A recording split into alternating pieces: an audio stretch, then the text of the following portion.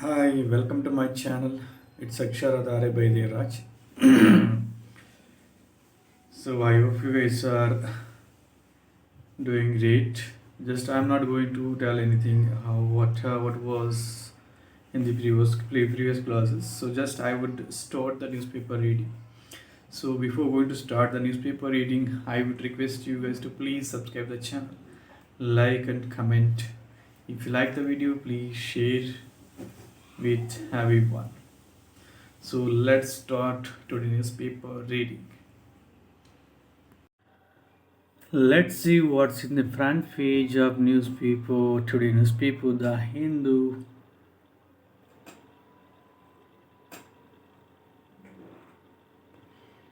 The Bangalore edition under the leadership of KCR, the revolution never stops.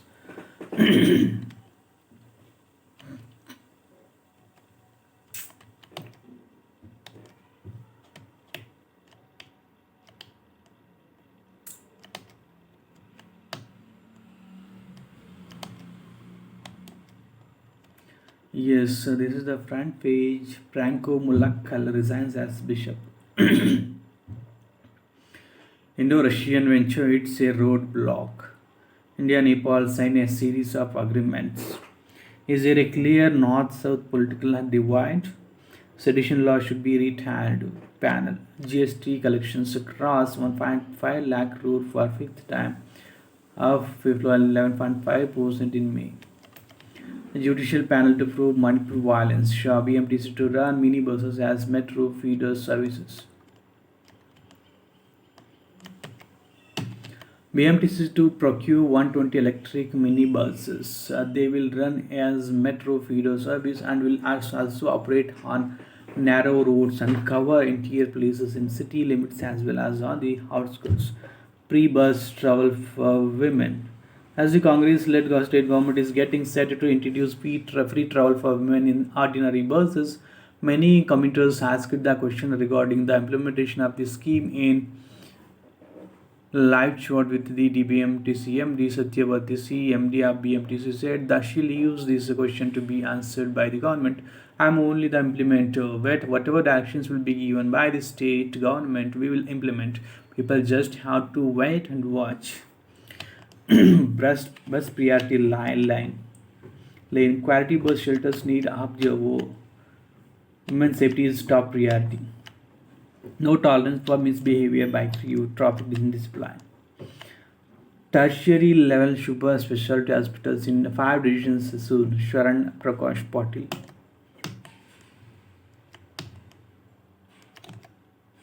KIA achieves IIC highest level 4 plus transition and green airports recognition. IAF aircraft crash, elephant tusk recovered. This accreditation is one of the highest accolades an airport can receive under the Airport Carbon Accreditation Program. BIAL backs Green Airports Recognition 2023 Platinum Award.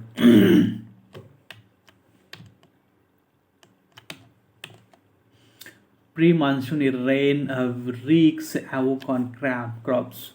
Over 9,500 hectares of agricultural crops and 12,000 hectares of horticultural crops have been destroyed. This includes 3,750 hectares of jowar, 1,078 to 1,782 hectares of paddy, 920 hectares of safflower, 843 hectares of bajra, and 711 hectares of wheat crops. With 63 teams at multiple levels, BBMP is set to tackle monsoon. The Hindu Education Plus Career Counseling from June 3rd. Online part-time job frauds are the new trend in cybercrime. Cyber police have launched 112, a toll-free service to help victims report cyber fraud immediately so that the transactions can be reversed.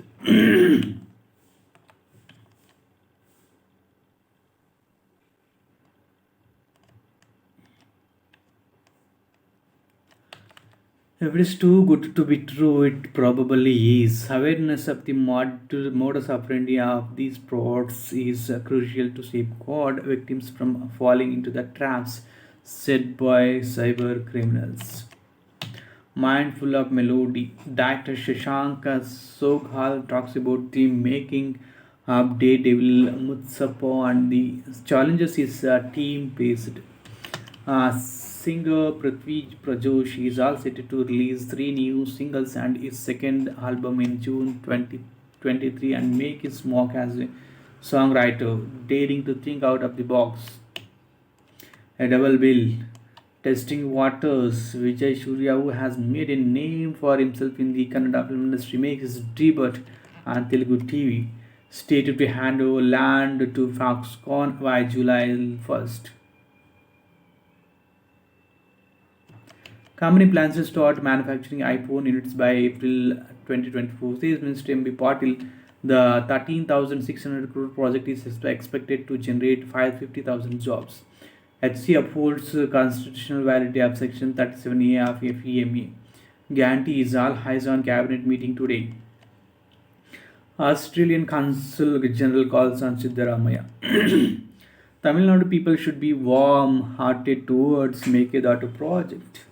Don't cut funds for major schemes implementing antis. Bumma just BJP threatens campaign. Pixel raises 36 million to advance hyperspectral satellite constellation and data platform. DMK will strongly oppose Delhi ordinance, says Stalin.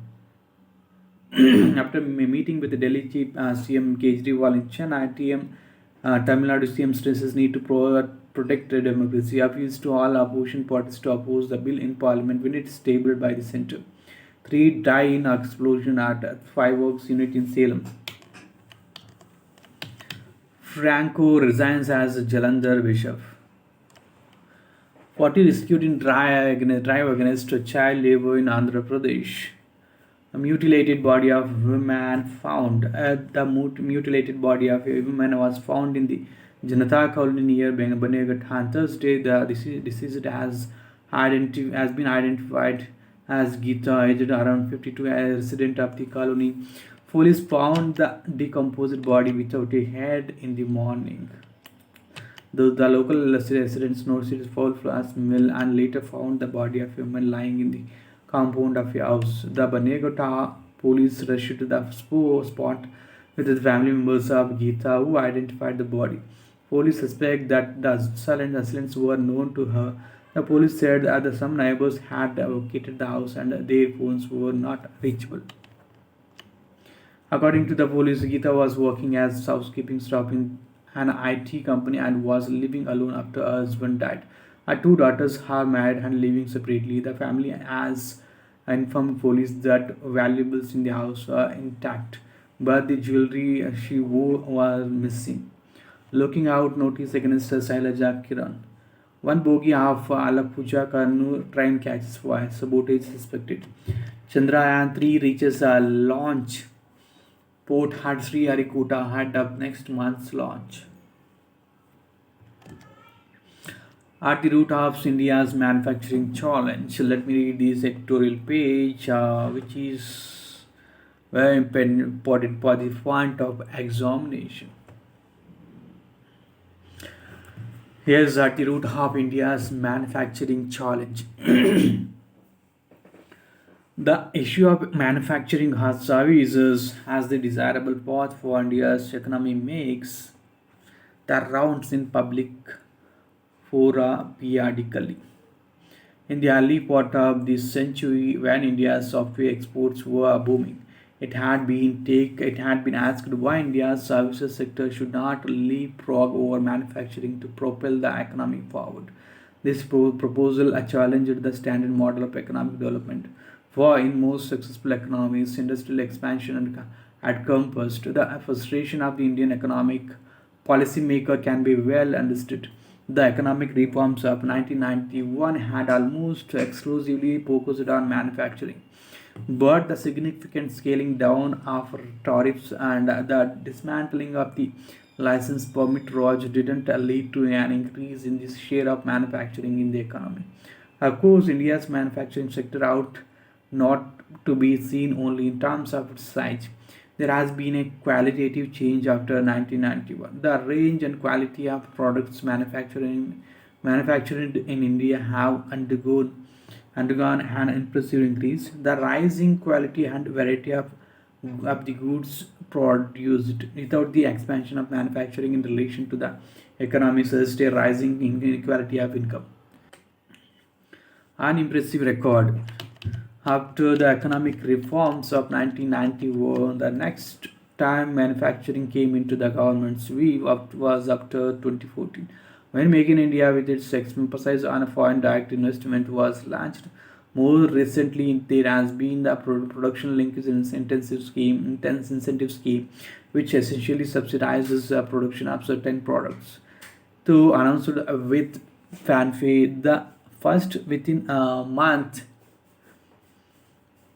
of the Narendra Modi government assuming office, the record of these schemes has not been impressive. The first advance estimates of the national income for 2023 to 23 show manufacturing growth to be 1.3% for the year, less than that for agriculture and all main segments of services. While the data unambiguously pointed to the role of the demonetization of 2016 in the slowing of the manufacturing sector, the persistence of low rates of growth in the past presence of policy initiatives that were focused on manufacturing pointed to something as structural holding back the sector in India. This issue reportedly came up for discussion at the private event where it was agreed that the economy needs a manufacturing push for the creation of jobs and to raise the growth rate. We are told that during the ceremony, the finance minister addressed the corporate leaders gathered with the remark, I am sure the Indian private sector is ready. Are you even on earlier occasions, the ministry has publicly referred to the many policy initiatives favoring the corporate sector. Among them, the SAT tax rate had been lowered substantially in 2019, and the government also claims to have improved the ease of doing business. There is also another factor, namely public investment in the last union budget. Capital expenditure was raised by 18.5%. This unusually high increase should come to the head of the private sector by raising aggregate demand. The price of food. Despite the favorable measures undertaken by the government, it would be simplistic to expect industry leaders to achieve a manufacturing push on their own. There is a demand to be reckoned with, and this is largely independent of the supply side, which the government has acted upon. Household demand for manufacturers inevitably follows the satisfaction of its demand for the necessities of life: food, housing, health, and education, none of which can be postponed. For a substantial section of India's households, food occupies a large share. This constricts the growth of demand for manufacturers. The relationship between per capita income and the share of food in household expenditure is strongly negative globally, with the richest countries such as the United States and Singapore having low such shares. Of the large economies of the world, the share of food is the largest in India, and its GDP per capita the lowest. Industry leaders have no control over the demand side of the equation. However, the possibility of exporting means that the manufacturing sector of an economy can sidestep a narrow domestic market. After all, the smaller countries of East Asia would never have been able to grow their manufacturing base to such an impressive level had they relied on their domestic markets alone. Taking this route, however, does require that an economy manufacturers are globally competitive. In a comparison with the economies of East Asia, we can see what is necessary for an economy to be a successful exporter. One is infrastructure, and the other is the skill level of the workforce. These determine the cost of production and the type of products that a country can produce. Respectively, the export of manufacturers is largely by sea. The challenge of reaching the seaports faced by companies located in North India can be imagined. Goods have to first reach the coast by road, and then exporters must deal with the relatively poor infrastructure and practices in India's ports. The competitive disadvantage faced by India's exporters can be seen in the much higher turnaround time for shifts in India's ports with that in Singapore. The importance of ports for exports may be seen in a public statement recently issued by a section of Kerala's traders that they are forced to use ports outside the state as they cost much less to use. Whilst transportation is a big factor, it is not everything yet. An expensive power space and industrial waste disposal services are all matter. Educational outcomes in India. But it is why, with respect to education, that India has fallen most behind the countries that are the manufacturing success of the world. The ranking of countries by the program for international student assessment reveals this directly. In a group of about 75 countries, the countries of East Asia are at the very top, while India barely manages not to be the last. Now, if we do not wish to rely on tests administered by international bodies, we may turn to our very own non-governmental organization, Pratham, which assesses learning outcomes in India's schools. Its widely publicized findings point to the very low reading ability and numeracy of Indian children in their early years. These tests are for school children.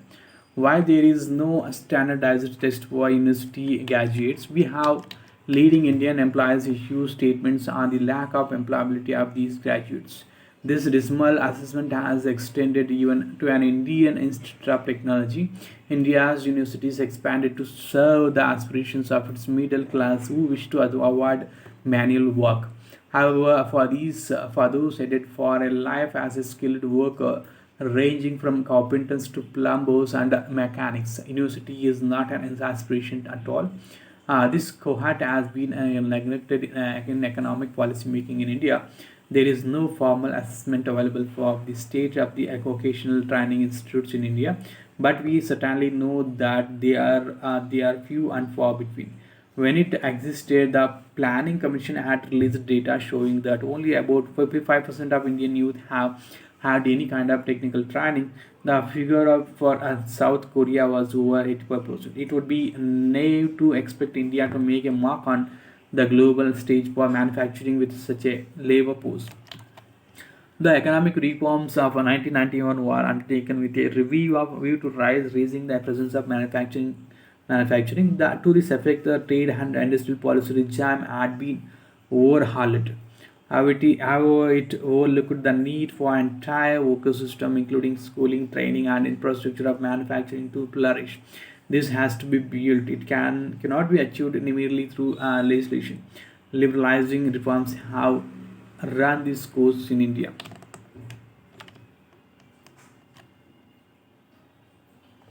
This is about manufacturing fact. Central Asian foreign policy multi-vectorism pace of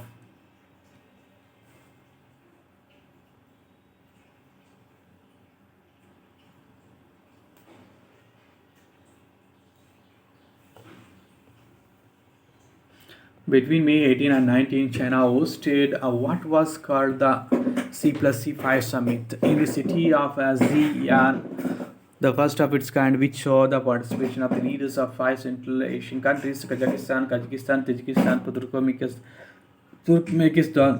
Turkmenistan, and Uzbekistan. The six countries they jointly signed the ASEAN Declaration and issued a blueprint for the future development of China Central Asia relations.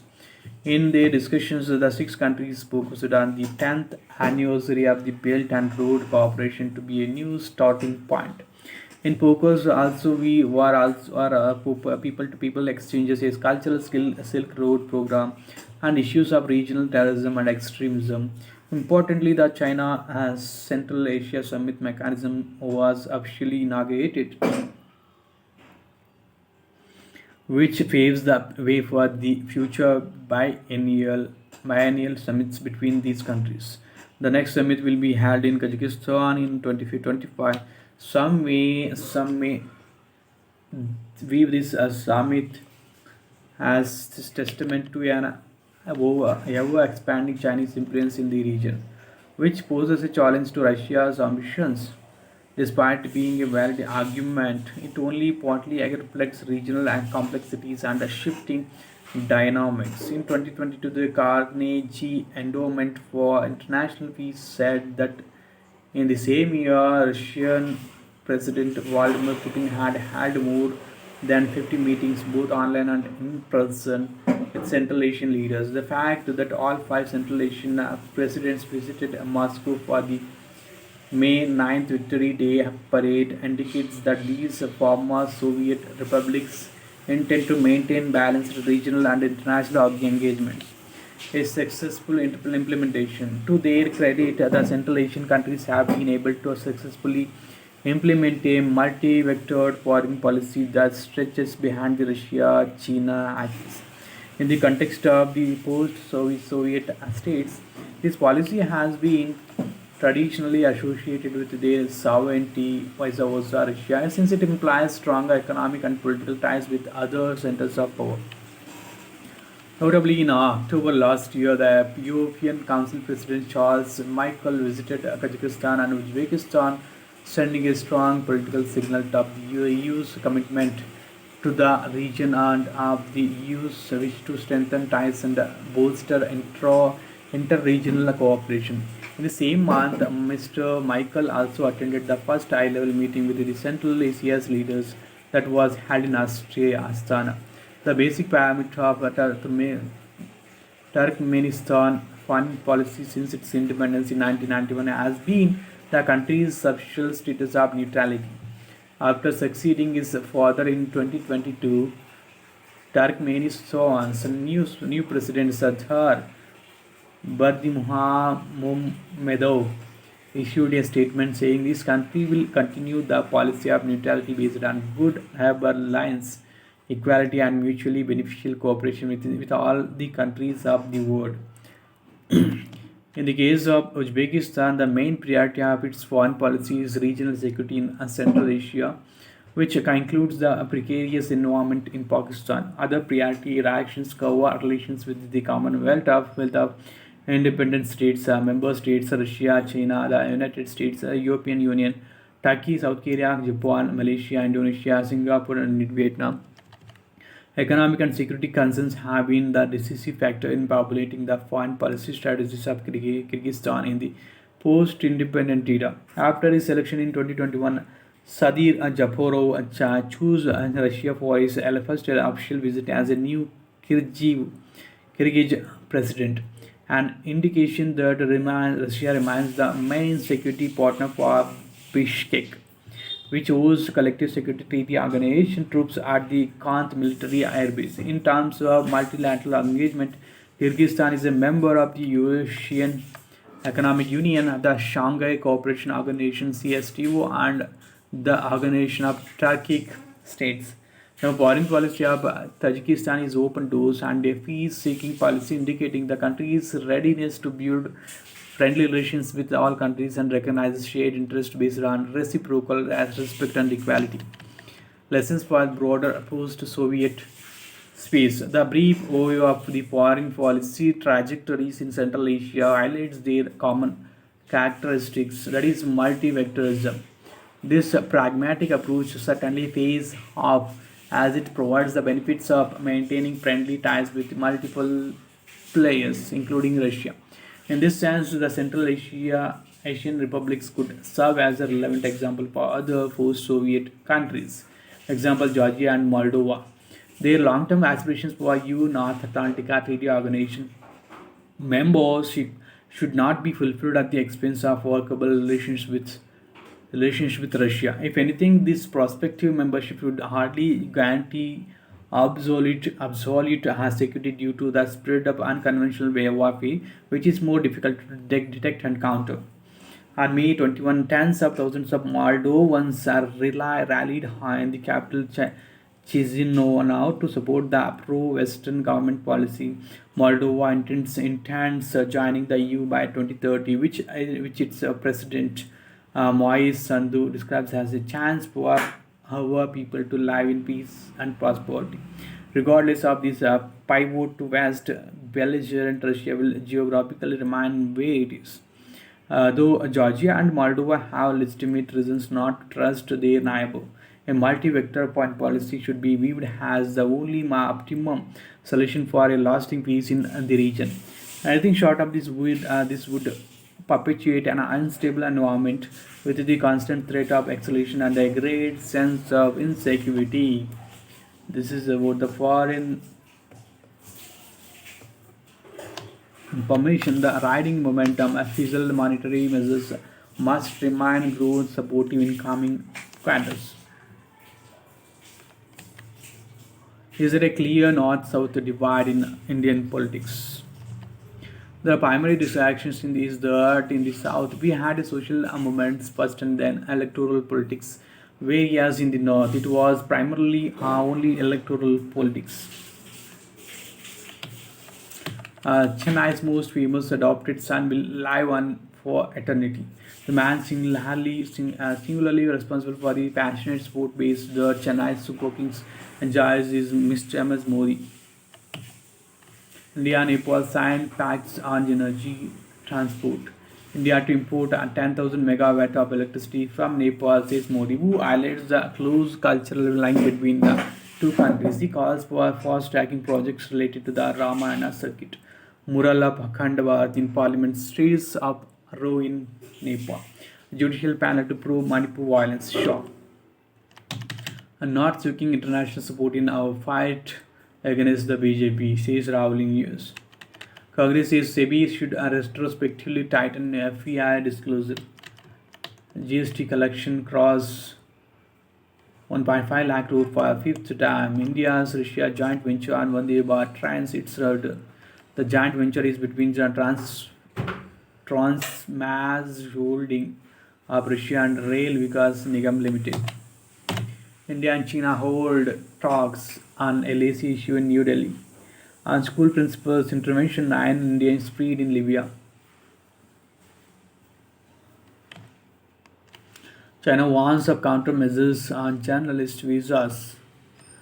Cookie groups deny violation of rules under suspension of operations agreement. Rajiv Singh is the new DGP of Manipur. Army plays social media leaks on Maithi's officers posted in Manipur. Sedition law can be retained but with safeguards. Law Commission.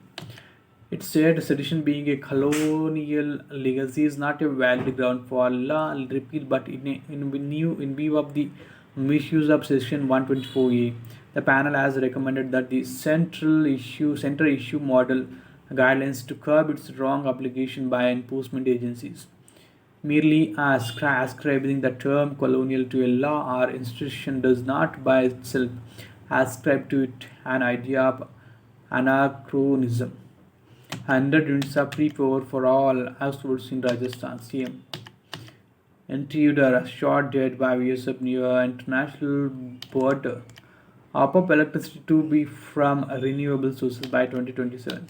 And CRT in rationalization, a mood drops periodic table chapter from class 10th book. The Affin affair restless narrate and traumatic memories of sexual harassment by Singh.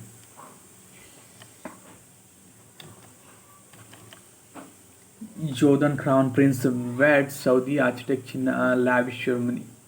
Russia says it has repelled new Belgorod border incursion attempt.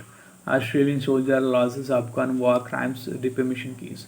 US slaps sanctions on Sudan rival factions as ceasefire crumbles.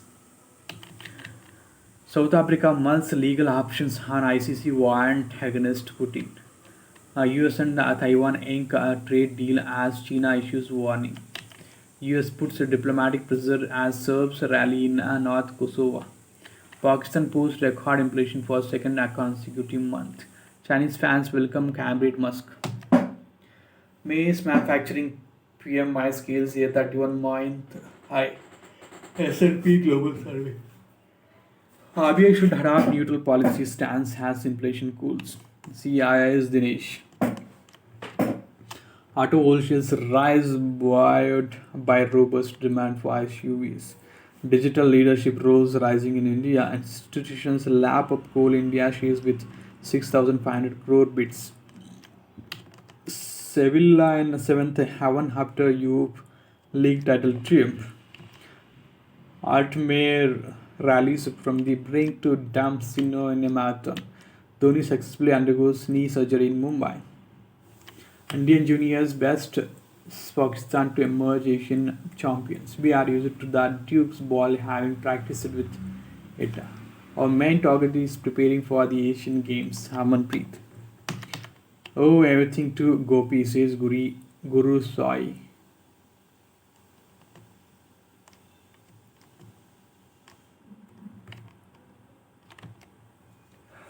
Kotappa optimistic of his awards. What's getting 3 to 4 Olympic quota places at the Asian Games? Keeping Paris 2024 in mind, the head coach says some boxers will switch to Olympic weight classes at Hangzhou. Mentions the presence of a psychologist and nutritionist have helped the pugilists. Pugilist. Sevilla had its eternal romance with the Youth League. Pub the Magic Dragon. The e-cigarettes are often pushed as a safer alternative to smoking by vape manufacturing brands and smokers. But they can be more addictive and deliver more nicotine to those who use them, and are detrimental for the developing brain, say scientists. The real risks of vaping. Virtual autism.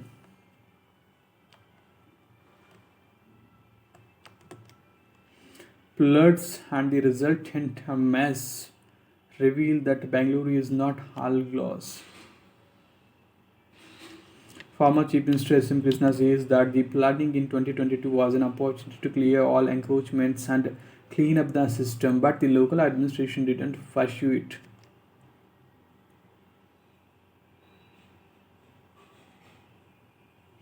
A file photo of S. M. Krishna with former chairman of Microsoft Bill Gates and Infosys co-founder Narayan Murthy in Bangalore.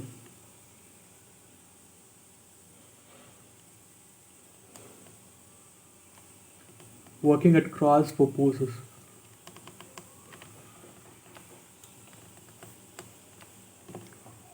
Rain or shine, it is Akshagana season all year round now. The beginning of monsoon is no longer the hand of Yakshagana performances in the Karnataka's coastal districts, with an abundance of venues opening up over the last decades.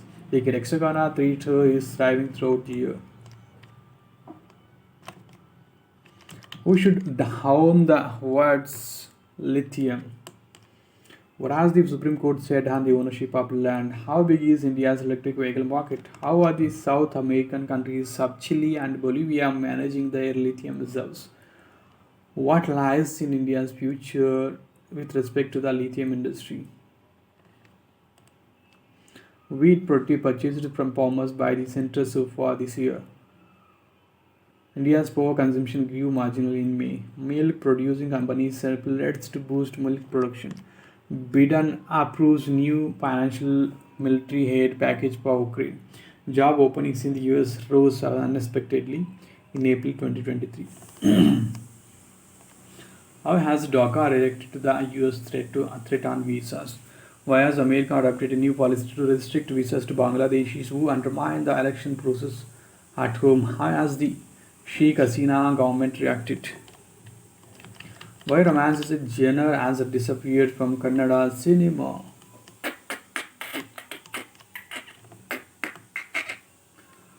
In an industry obsessed with pan-Indian projects, a list stars has turned their back on romance. Industry insiders believe that the current generation mistakes intense scenes from a melodrama, explaining why directors don't aim high with their plots.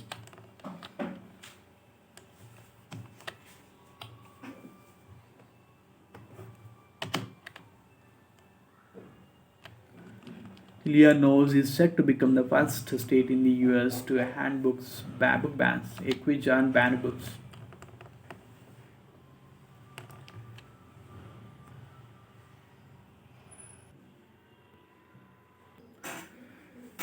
Yes, I hope you guys are enjoying the reading. enjoyed the reading newspaper. And please subscribe the channel, and see you in the upcoming videos, guys. Have a great day. Bye bye. Take care.